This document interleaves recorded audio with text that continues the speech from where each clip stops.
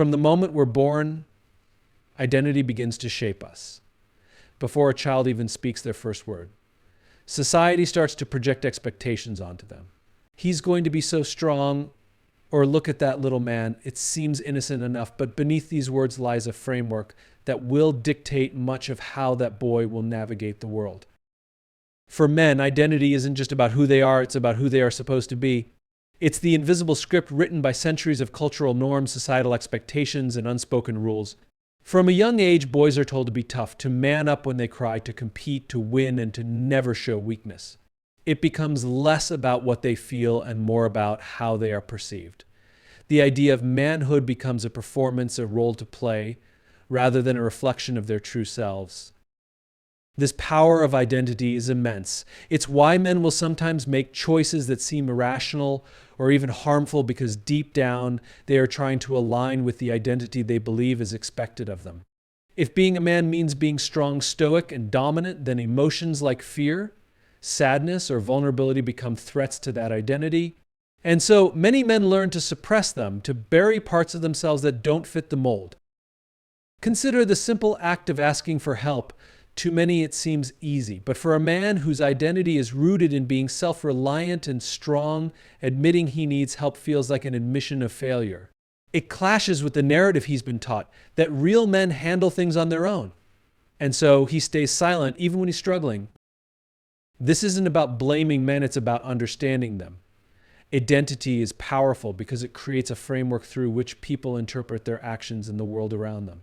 When that framework is rigid and unforgiving, it can lead to behaviors that seem puzzling from the outside but make perfect sense within that identity structure. Even in moments of joy or success, identity plays a role.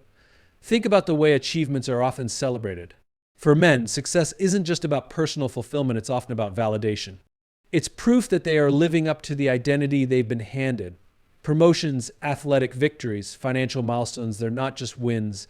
They're symbols that a man is doing it right. But what happens when that identity conflicts with who they really are?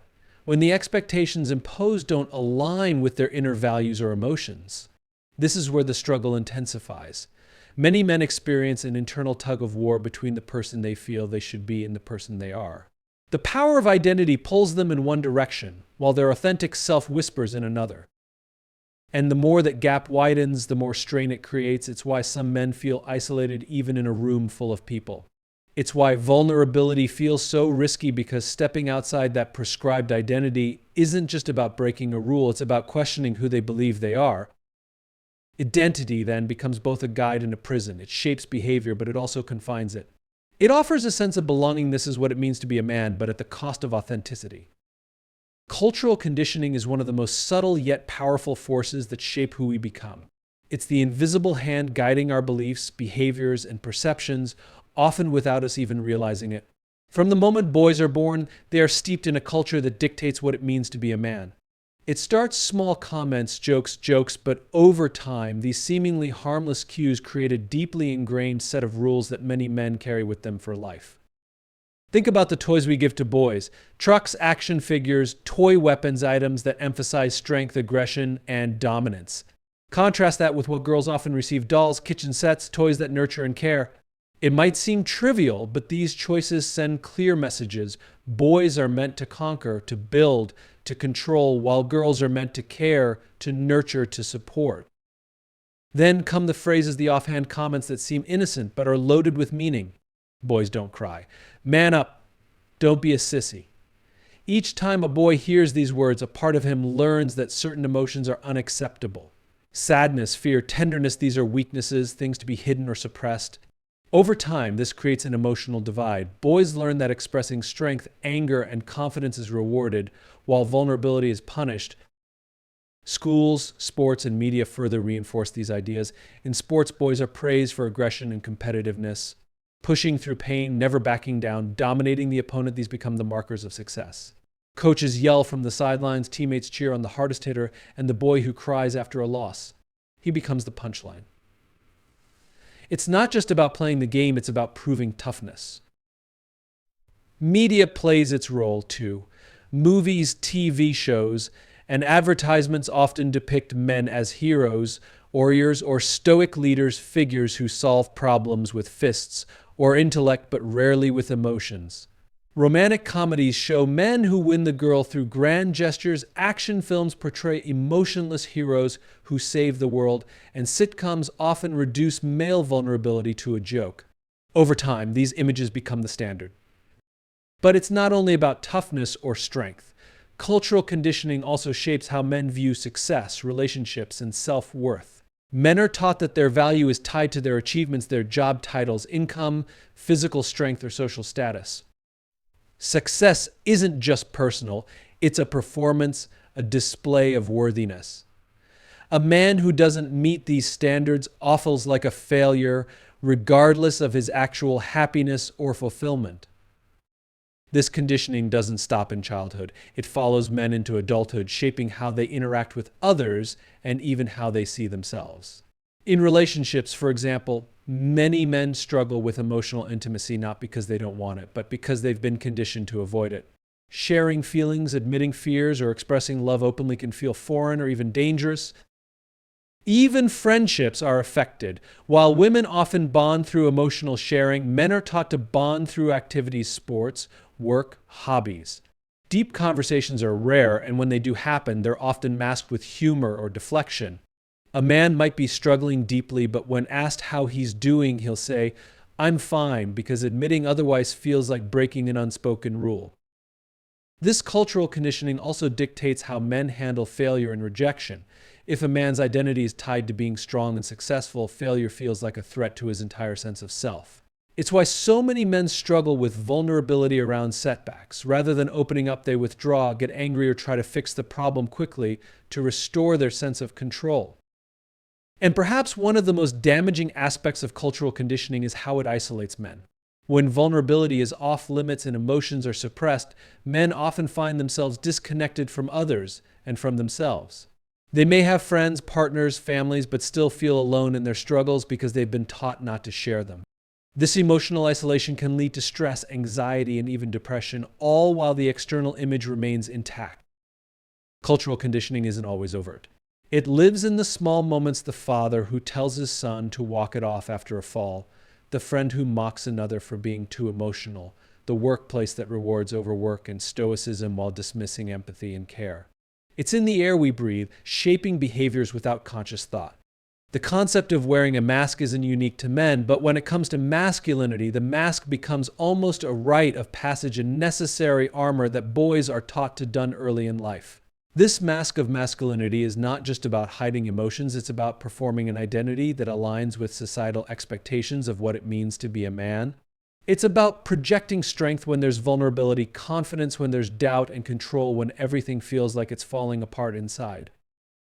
The mask begins to form in childhood, often without conscious awareness. A boy falls and scrapes his knee. His instinct is to cry, but then he hears, "Togen up, don't cry." In that moment, he learns that showing pain isn't acceptable. He tucks that emotion away and instead puts on the first layer of the mask. Over time, these moments accumulate. Every time a boy is told to man up, stop being soft, or act like a man, another layer is added. Eventually, the mask becomes so familiar that it feels like a part of him. But here's the thing about masks: they aren't who we really are. They're just covers crafted to protect what's underneath. For many men, the mask is a tool for survival in a world that punishes vulnerability and rewards stoicism. It tells them if you want to be accepted, respected, and valued, you have to play the part. And so they do. The mask of masculinity has many forms. There's the stoic mask, the man who never shows emotion, who believes that strength means being unshakable. He handles every crisis with a stone face, never letting on that he might be struggling inside. There's the aggressive mask, the man who channels all his emotions into anger because it's the one feeling society allows him to express openly. There's the provider mask, the man who ties his worth entirely to his ability to succeed financially, constantly pushing himself to earn more, achieve more, be more. There's also the ladies' man mask, the man who believes his value comes from conquests, from attention, from being desired. His self-worth isn't tied to emotional connection, but to how many heads he can turn. Then there's the Joker mask, the man who deflects everything with humor. He's the life of the party, always cracking jokes, but inside, he's using laughter as a shield to avoid serious conversations that might reveal too much. These masks aren't worn out of malice or deceit. They're worn because at some point men were taught that who they are at their core might not be enough, or worse, that it's unacceptable. And so the mask becomes a safeguard. It creates a buffer between the man and the world, a layer of protection against judgment, rejection, or shame. But the longer the mask is worn, the heavier it becomes. Carrying around an identity that isn't fully authentic is exhausting. It creates a constant tension between who a man appears to be and who he really is. This dissonance can lead to feelings of isolation, anxiety, and even depression. Imagine spending years pretending to be someone else, all while fearing that if people saw the real you, they might walk away. The mask also impacts relationships. Emotional intimacy requires vulnerability, but a man who has been taught to hide his true self struggles to open up. He might long for deeper connections, but finds himself unable to lower the mask fully, fearing that doing so would expose his weaknesses. Romantic partners, friends, even family members might sense that something is missing, that there's a wall between them, but they can't quite put their finger on what it is. In social settings, the mask can lead to performative behaviors. A man might act more confident, more dominant, more in control than he actually feels, simply because that's what he believes is expected. He may engage in risky behaviors, overcompensate in conversations, or avoid showing any sign of uncertainty, all to maintain the facade. The irony is that while the mask is designed to help him fit in and be accepted, it often leaves him feeling more disconnected than ever. There's also a societal cost to the mask of masculinity. When entire generations of men are taught to hide their emotions, suppress vulnerability, and prioritize strength over authenticity, it creates cultures where empathy and emotional intelligence are undervalued. Workplaces become more competitive than collaborative, friendships become surface level, emotional well-being takes a backseat to external success. Perhaps the most tragic part of the mask is that it hides not only pain but also joy. The fear of appearing too soft or too emotional doesn't just suppress sadness or fear, it can also mute excitement, tenderness, and love. Men might hesitate to express deep affection for friends, or they might downplay their passions and interests if they don't align with traditional notions of masculinity. Over time, this emotional suppression creates a muted existence where the highs and lows are dulled in favor of maintaining the mask. Yet the mask persists because taking it off feels dangerous. After all, if a man has been wearing it for years, sometimes decades, it becomes hard to know where the mask ends and the real person begins. The idea of removing it isn't just about showing vulnerability.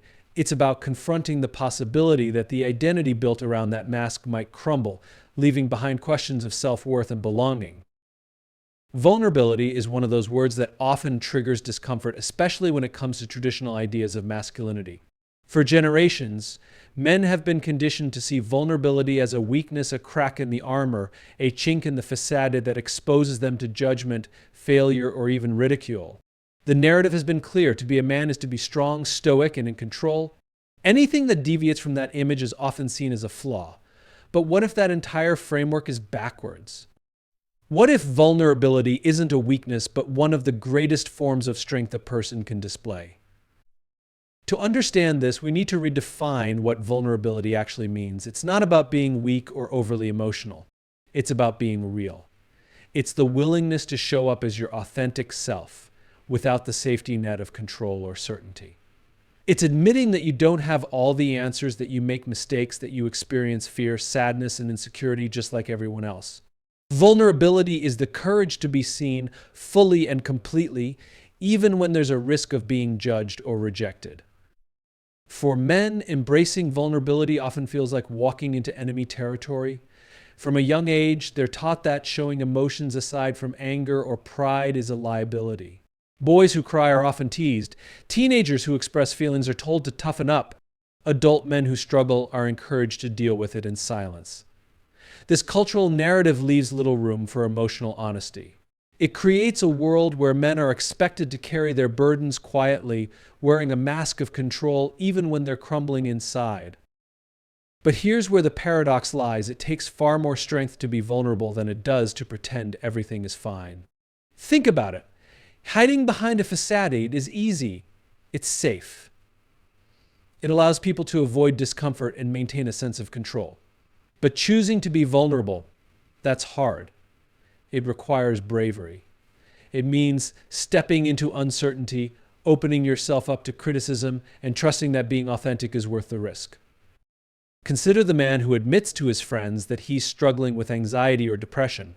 It's a terrifying moment, one filled with fear of judgment or ridicule. But in that act of honesty, he's showing immense strength. He's breaking through years, sometimes decades of conditioning that told him to stay silent. He's choosing connection over isolation, truth over facade. That's not weakness. That's courage. The same applies to relationships. Emotional intimacy can't exist without vulnerability. Yet many men find themselves in relationships where they struggle to truly open up. They might be physically present but emotionally distant, not because they don't care, but because they've been taught that showing deep emotions makes them less masculine. They fear that if they reveal their insecurities, their fears, or their dreams, they'll somehow lose respect. But the truth is, vulnerability is what creates the deepest connections. It's in those moments of honesty when guards are down and hearts are open that real intimacy is born. In leadership, vulnerability is often seen as a liability. But the most inspiring leaders are those who can admit when they're wrong, who ask for help, and who show empathy. These leaders build trust because they're relatable. They create spaces where others feel safe to express themselves, which leads to stronger teams, better collaboration, and more authentic connections. It's not the leaders who pretend to have all the answers that inspire people. It's the ones who show they're human too. The same principle applies in friendships. Men often bond over shared activities, sports, work, hobbies, but these connections can remain surface level if vulnerability isn't part of the equation. How many friendships could deepen if one person was willing to say, "I'm going through something tough right now," or "I really value our friendship, even if I don't say it enough"? Vulnerability turns acquaintances into real friends. It transforms casual connections into meaningful relationships. Tribal mentality is one of the most primal and deeply ingrained aspects of human behavior. It dates back to our earliest ancestors who formed tribes as a means of survival. In those ancient times, being part of a tribe wasn't just about belonging, it was about life or death. The tribe offered protection, resources, and a sense of identity. If you were cast out, survival became nearly impossible. Over thousands of years, this instinct to belong to a group became hardwired into our psychology. And even though modern society no longer requires us to hunt in packs or fend off predators, the need for tribal belonging remains as strong as ever. For men, this tribal mentality often manifests in unique ways, shaped by cultural norms and expectations of masculinity. From childhood, boys are introduced to tribes, whether it's through sports teams, friend groups, or even family dynamics. These early tribes teach boys how to behave, what to value, and most importantly, what it takes to be accepted. The unspoken rules are clear. Strength is rewarded, vulnerability is risky, and loyalty to the group is paramount. This tribal mentality creates a framework for identity. A boy on a soccer team learns that scoring goals and playing aggressively earns him praise, while expressing frustration or sadness might lead to ridicule. A teenager in a group of friends learns that cracking jokes, taking risks, or showing bravado helps him fit in, even if it means suppressing parts of himself that don't align with the group's values. These experiences reinforce the idea that acceptance comes at a cost, the cost of authenticity. The pressure to conform to the tribe's standards can be immense. It's why so many men adopt behaviors, beliefs, or attitudes that they might not fully align with simply to maintain their place in the group. In some cases, this leads to healthy connections, teams that foster camaraderie, workplaces that encourage collaboration, or communities that provide support. But often, tribal mentality creates divisions, reinforces toxic behaviors, and limits individual growth. Think about the classic example of locker room culture. In many male-dominated spaces, there's an unwritten code of conduct. Certain topics are acceptable, others are off-limits. Conversations often revolve around sports, work, or superficial banter, while deeper emotions or personal struggles are sidelined. In this environment, vulnerability becomes taboo, and anyone who steps outside the boundaries risks being ostracized. A man who opens up about his mental health or expresses emotions that don't fit the tribe's norms might be met with awkward silence, teasing, or even exclusion. This tribal mentality also extends to societal expectations around masculinity. Different cultures have different tribes of masculinity, each with its own rules and standards. In some circles, being a real man means being stoic, dominant, and financially successful. In others, it's about physical strength, sexual conquests, or social status. Regardless of the specifics, the message is consistent. To belong, you must fit the mold. But this conformity often comes at a personal cost. When men suppress parts of themselves to fit into a tribe, they lose touch with their authentic identity. They might adopt aggressive behaviors to appear tough, even if it goes against their nature. They might engage in risky activities to prove their bravery, despite feeling fear or hesitation. Over time, this disconnect between their true self and the persona they present to the tribe creates inner conflict, leading to stress, anxiety, and even resentment. Tribal mentality isn't inherently negative. It's part of what makes humans social creatures. The desire to belong fosters community, connection, and shared purpose. It's what motivates people to support their local sports teams, rally behind causes, or come together in times of crisis. But the danger arises when tribalism becomes exclusionary, when it dictates rigid norms that limit personal expression and pit groups against one another. In male-dominated spaces, tribal mentality often perpetuates toxic behaviors under the guise of camaraderie. It's why phrases like "boys will be boys" are used to excuse harmful actions. It's why peer pressure leads men to engage in behaviors they might otherwise avoid, from binge drinking to reckless driving, simply to gain acceptance. It's why men often feel trapped in cycles of competition, constantly measuring their worth against others in the tribe, whether it's through career success, physical prowess, or social dominance. This competitive aspect of tribal mentality can be particularly damaging. In many male groups, hierarchy is established through dominance. Who's the strongest, the smartest, the most successful? This creates an environment where men are constantly jockeying for position, afraid of falling behind. Friendships become tinged with rivalry, and collaboration gives way to competition. Even in professional settings, this tribal competitiveness can undermine teamwork, as individuals focus more on personal achievement than collective success. Another consequence of tribal mentality is the creation of in-groups and out-groups. People naturally gravitate towards those who share similar values, interests, or backgrounds, but tribalism amplifies this tendency to an extreme. In male spaces, this often manifests as exclusion of those who don't conform to the group's norms. Men who don't fit traditional molds of masculinity, whether due to their appearance, interests, or behaviors, can find themselves marginalized. This reinforces narrow definitions of what it means to be a man, leaving little room for diversity or individuality. Tribal mentality also influences how men interact with other groups. In many cases, male tribes define themselves in opposition to others. It's why sports rivalries can become so intense, why political debates turn hostile, or why social circles can become echo chambers. The tribe's identity isn't just about who's inside, it's also about who's outside. This us versus them mindset can lead to conflict, misunderstanding, and division, both on a small scale within friend groups and on a larger societal level.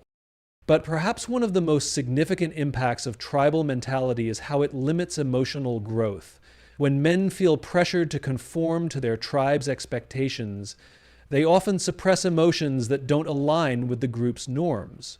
They might avoid expressing fear, sadness, or love, instead defaulting to anger or humor, emotions that are deemed more acceptable.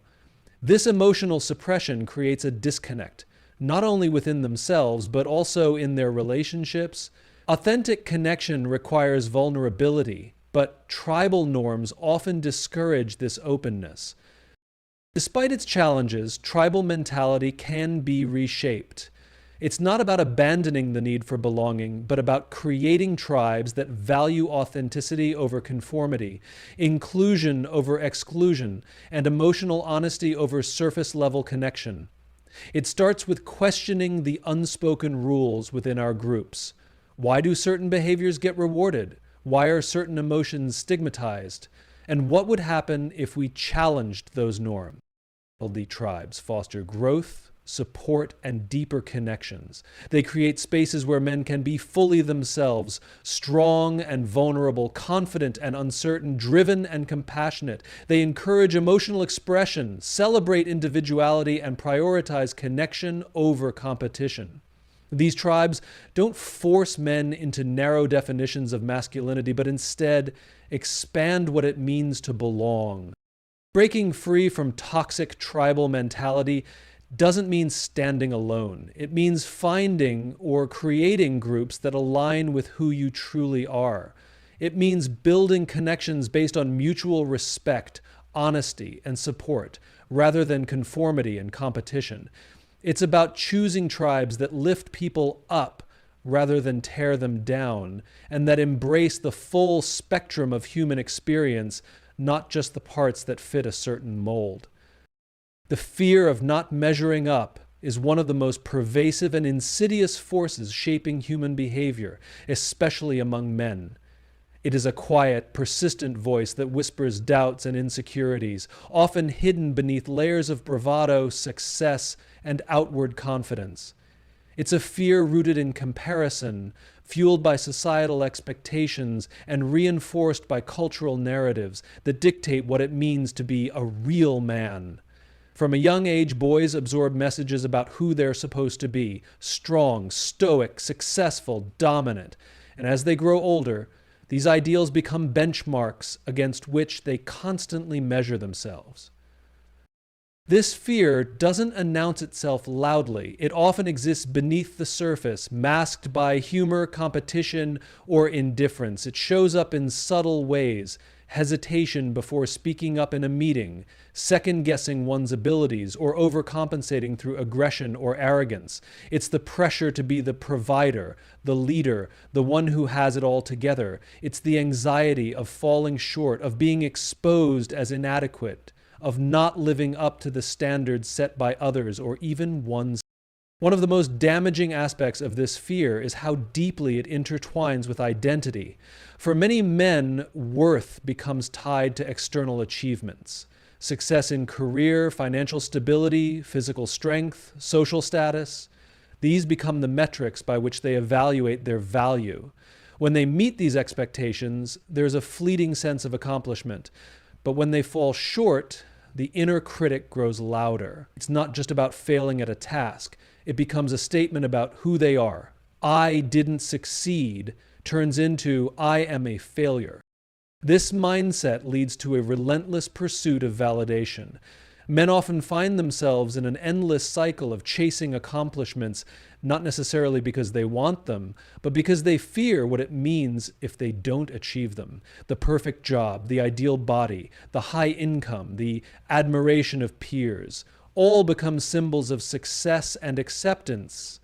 But the problem with external validation is that it's never enough. There's always someone more successful, stronger, richer, or more admired, which means the bar keeps moving.